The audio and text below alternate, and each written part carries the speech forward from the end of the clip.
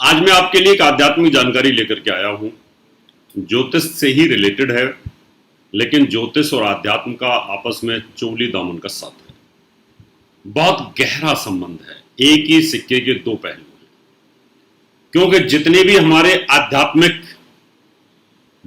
आध्यात्मिक फंक्शंस होते हैं, त्योहार होते हैं, पर्व होते हैं, उन सबके पीछे ज्योतिष काम करती है। ये सच है। आपको ज्योतिष और शास्त्र, ज्योतिष और आध्यात्मिक का आपस में कितना गहरा संबंध है, फेविकॉल की तरह है ये। एकादशी का व्रत बहुत डिमांड आई है। कल एकादशी थी, सबने कहा गुरुजी ये बताओ एकादशी का जो व्रत है क्यों करना चाहिए। सभी ब्राह्मण सभी कहते हैं एकादशी का व्रत करो। तो मैंने आज सोचा कि आज आपको एक एपिसोड बना के दूं। कल तो हम एपिसोड कर चुके थे। हमारे यहां पर चंद्र और सूर्य के मूवमेंटों से योग का निर्माण होता है। उन्हीं से तिथियां और करण बनते हैं। चंद्रमा जब मूव करता है तिथियों के ऊपर 12 अंश की चाल को एक तिथि बोलते हैं, 6 अंश की चाल को एक करण बोलते हैं। हर 7 तिथि के बाद में 8वीं तिथि का फर्स्ट पार्ट, एक कई सेकंड पार्ट, उसको भद्रा बोलते हैं। ऐसे ही हर एकादशी यानी एक छोड़ के एक एकादशी को छोड़ करके एक एकादशी, यानी ये कह सकते हैं कि एक छोड़ के एक, यही कहूं। तो जो सूर्य का मूवमेंट है वो और चंद्रमा का मूवमेंट है वो, जब चंद्रमा और सूर्य मूवमेंट करते हैं एकादशी के ऊपर से, ये तो सच है भी चंद्रमा घूमेगा तो एकादशी होगी, लेकिन इसके पीछे एक और बहुत गहरा विज्ञान है। कह रहा था कि एकादशी का जो व्रत है क्यों जरूरी है। एकादशी को भोजन करने से फूड पॉइजनिंग क्यों होती है। एकादशी को भोजन करने से शरीर में विष का निर्माण होता है, क्यों, जानिए।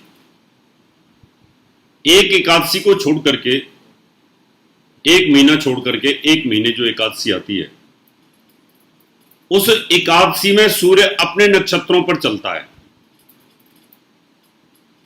सूर्य को एक महीने में एक परिक्रमा लगाता है, तो एक महीना छोड़ करके 27 नक्षत्र होते हैं।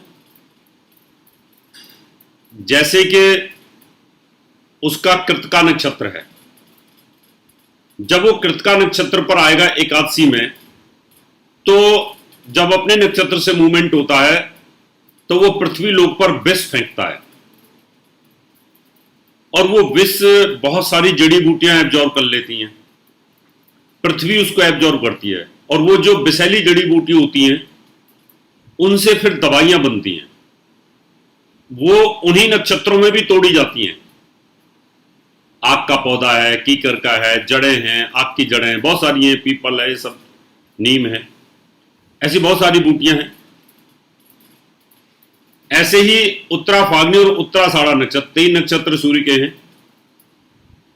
तो ये एक महीना छोड़ के एक अगली एकादशी जब आती है तो उन पर भ्रमण करता है और उस समय विष बनाता है। और अगर आपने उस समय भोजन किया, शरीर के अंदर फूड पॉइजनिंग के खतरे होते हैं। आप ध्यान देना, जब एकादशी को अगर आप व्रत नहीं करते और भोजन भरपेट कर लेते हो तो आप उस दिन देखना कि आपकी हालत क्या होती है। क्या आप आलसी बने रहते हैं? क्या आपको सोने की इच्छा होती है? या उस दिन एसिडिटी ज्यादा बनती है, या उल्टी कर देते हो, या बेचैनी या घबराहट होती है? ये देखना, ऐसा आप फील करेंगे उस दिन, बेचैनी का। और उस दिन अगर आप कुछ नहीं खाते हैं तो आप स्वस्थ रहेंगे। इसलिए इसका ये वैज्ञानिक आधार है, आयुर्वेदिक आधार है। इसलिए कोई हिंदू धर्म के ऊपर उंगली तो नहीं उठा सकता, क्योंकि हर चीज का जवाब हमारे शास्त्रों में है, और हमने भी पूरी कोशिश की है कि हम आपके सामने उसको रखते हैं। इसलिए कोशिश करिए एकादशी के व्रत को रखें।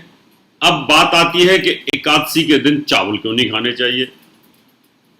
वो जल का कारक है, चावल चंद्रमा का कारक है, चंद्रमा चावल का कारक है। एक तो चंद्रमा पीड़ित होता है, और जो जल है और जल से संबंधित बनी हुई जितनी भी चीजें होती हैं उन सब में पॉइजनिंग बहुत जल्दी होती है। इसलिए कोशिश करनी चाहिए कि एकादशी निर्जला भी होती है, उस दिन जल भी नहीं पीना चाहिए। कोशिश तो यही की जाती है, नहीं तो बहुत जल्दी पॉइजनिंग होने का खतरा बनता है। और सूर्य के साथ चंद्रमा की दुश्मनी, सूर्य के साथ चावल, क्योंकि वो उसका एंटी है, उसका गेहूं तासीर है और चावल का ठंडा तासीर है।